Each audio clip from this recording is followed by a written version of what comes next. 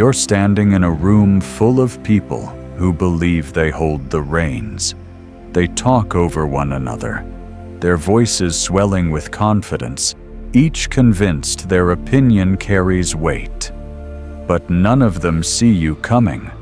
Not because you've cloaked yourself in shadows, not because you've slunk into some forgotten corner, but because you've mastered the oldest law of power. Real authority rarely announces its arrival. True influence doesn't need an introduction. It does not stride in with banners or proclamations. It seeps in, quiet, steady, through the unnoticed spaces, through the pauses between decisions, through the routines everyone else takes for granted. While they polish their speeches and polish their reputations, you are moving in silence, adjusting the furniture of the room itself. By the time they turn around, nothing looks the same. And you are not branded as a rival or a threat. You're branded as the one who fixed things, the solution they didn't realize they were waiting for. This is the paradox. Noise attracts eyes. Silence attracts power. The louder they perform, the easier it is to overlook the quiet figure who keeps showing up, who never needs credit, who solves without ceremony.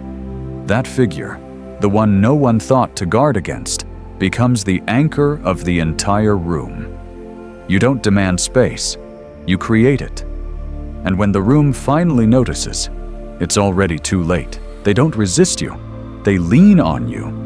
That is how power truly enters, not like a storm, but like air. 1. The Law Machiavelli Buried. Machiavelli never wasted ink on fanfare. He understood that the truths most worth guarding are rarely written in bold letters. Instead, he buried them in margins, in warnings, in passing remarks that only the attentive would notice.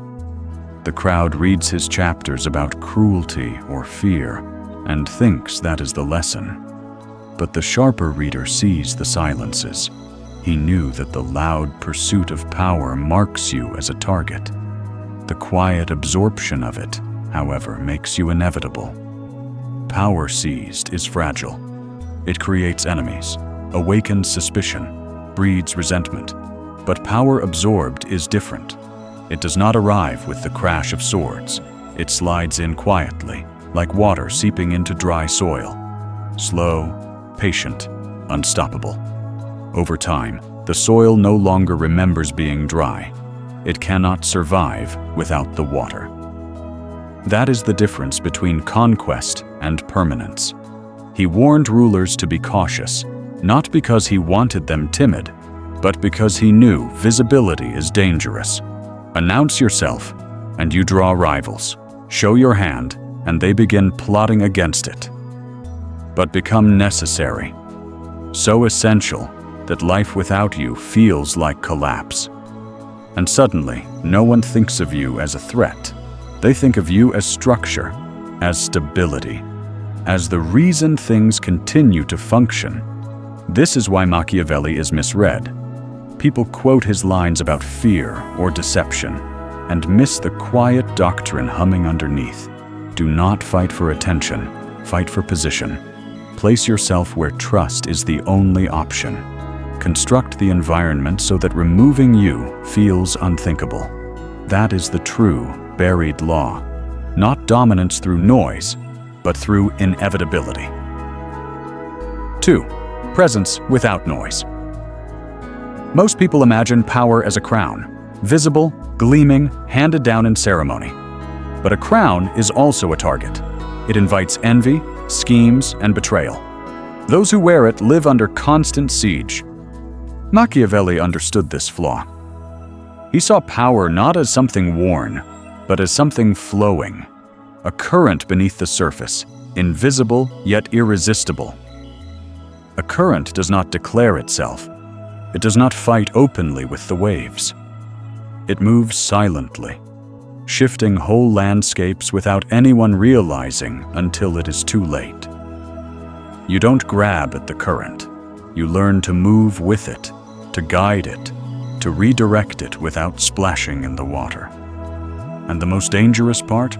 No one sees the redirection until the river has already carved a new path. This is why silence is not weakness, it is strategy. Noise draws resistance. Every speech, every boast, every performance creates friction. But frequency, quiet, consistent presence, creates gravity.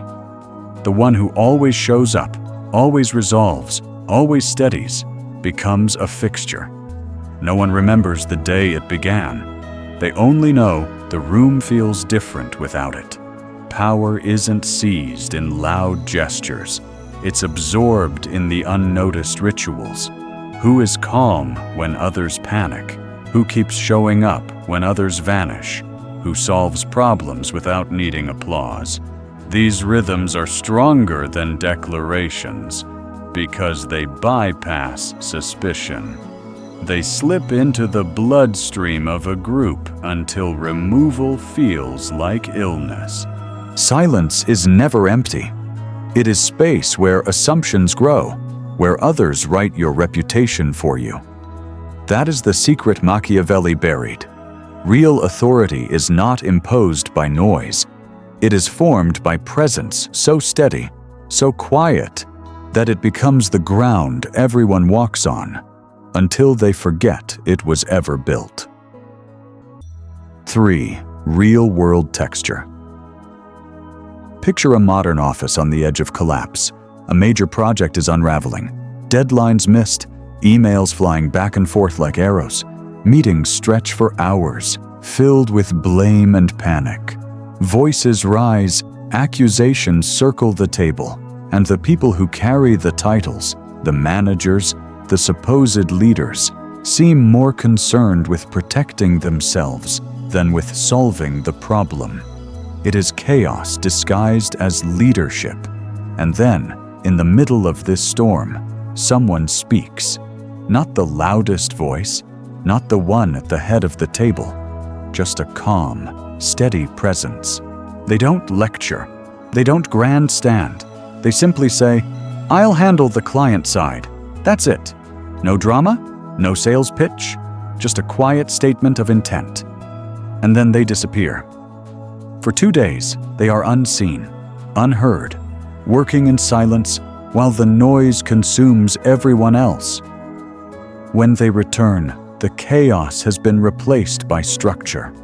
The client has new timelines, deliverables are realigned, and the panic has been drained from the room. They don't demand recognition. They don't present a slideshow or call for applause. They simply set the papers on the table, offer a calm assurance, and move on. No boasting. No, "Look what I did," just results. And here's the truth. In that moment, something shifts. The titles no longer matter. The official leader is no longer the one people trust. Because when the next crisis erupts, and it always does, everyone knows instinctively who to turn to. Not the one with authority on paper. The one who proved, quietly, that they could steady the ship when the waters turned violent. That is silent acquisition in its rawest form. Influence without announcement. Leadership without campaign. Power absorbed, not demanded. You don't win by demanding trust. You win by becoming indispensable, by solving what no one else will touch, by making yourself the person they lean on before they even realize they've leaned. And once they've leaned, they cannot go back. 4. Architecture, not manipulation. This isn't sleight of hand or cheap trickery. It's not the art of deception that wins for a moment and collapses when exposed. It is something far more permanent. Architecture. Power that lasts is not built through noise, but through structure. You're not fighting for attention. Attention is fickle and burns out. You're designing the framework others will inhabit, shaping the environment so thoroughly that people lean on you without ever realizing it. That is the essence of silent acquisition. You don't demand a place in the hierarchy. You build the invisible scaffolding that holds the hierarchy together. Others may carry the titles, give the speeches, wear the crown, but their authority sits on beams you quietly placed. Without your structure, their power trembles. This is why declaring ambition is fatal. The moment you say, "I want control," you're marked as a rival, and rivals are resisted. Machiavelli knew this well. Visibility breeds enemies, but necessity breeds protection. Position yourself so that trust is not requested but required, so natural, so ingrained, that removing you feels like tearing out a load-bearing wall. No one resents the wall. They don't think about it. They simply know the roof would collapse without it. That isn't luck.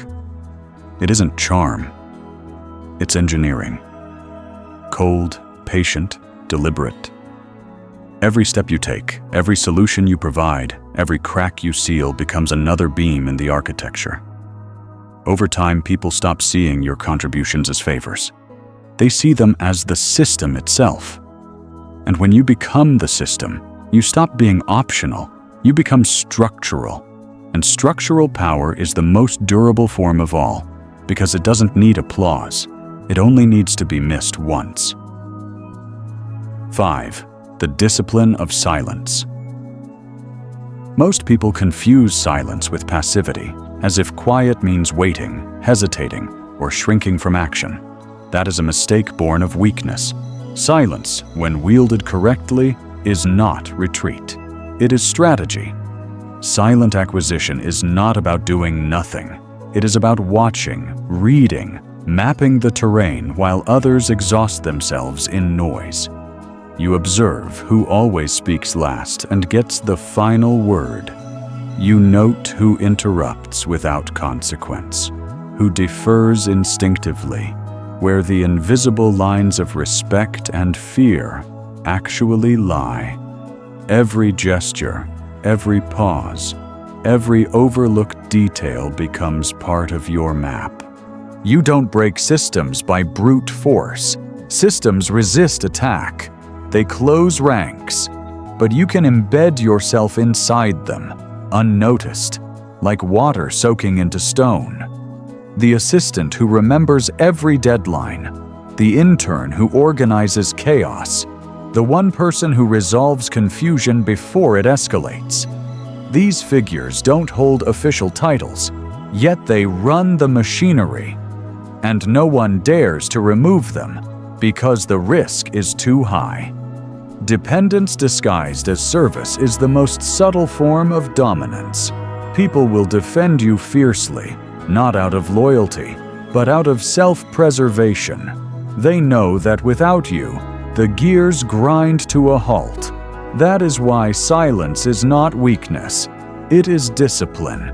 It is the ability to forego noise and trust the slow pull of necessity.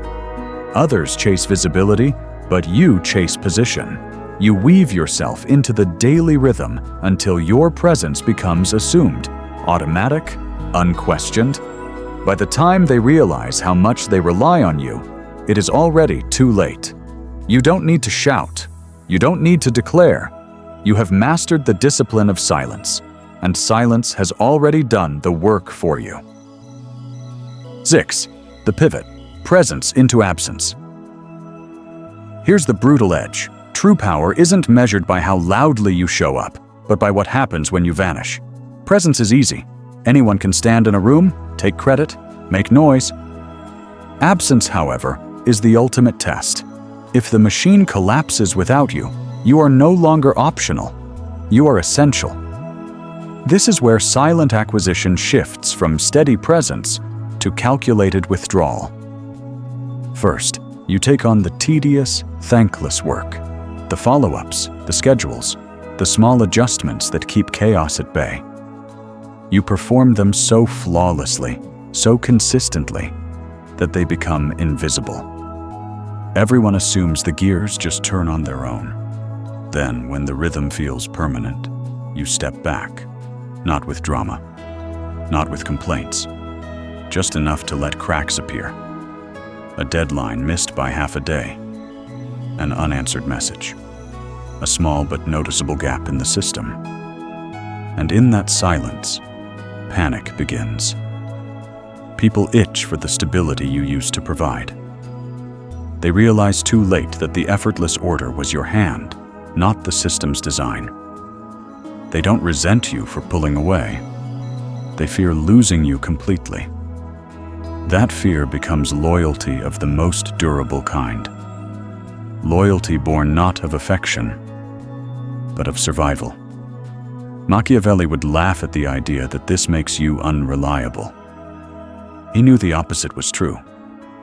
Absence is not abandonment, it is calibration. It is teaching the system to measure its dependence on you. Anyone can be useful when visible.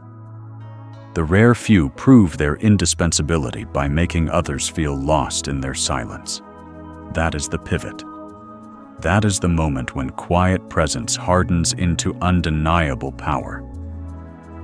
7. Scaling the invisible. The beauty of this law is that it scales effortlessly.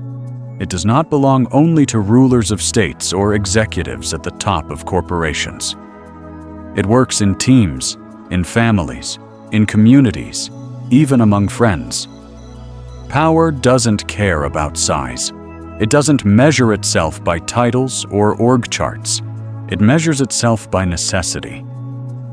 And necessity has the same language everywhere. When things stop working without you, you don't need the title of CEO to steer direction. You don't need to be the founder to shape a culture. Influence is rhythm.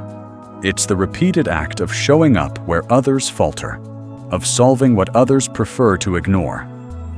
Over time, repetition hardens into expectation. Expectation hardens into default, and defaults are not debated. They're followed. When your way becomes the rhythm, resistance disappears. Not because people agree, but because they no longer think of alternatives. That is silent acquisition in its purest form. Not applause, not public gratitude, but quiet assumption. At first, they might thank you. Later, they will simply breathe easier when you're there. Until one day, the words slip out almost unconsciously. Oh good, you're handling it. They don't realize what they've admitted. That phrase is surrender, disguised as relief. It is the acknowledgement that your presence has become woven into the very function of the group. And here lies the elegance. You never had to ask for authority. You never had to campaign or announce. You made yourself necessary, and necessity is power's most stable foundation. Because gratitude fades, admiration shifts, but dependence, it clings. And when people cling to you not out of loyalty but out of survival, you've built a kind of influence they cannot walk away from. 8. The apex of control. But don't get greedy. The most dangerous moment in power is when you begin to believe in your own myth. The second you flex your indispensability, you shatter it.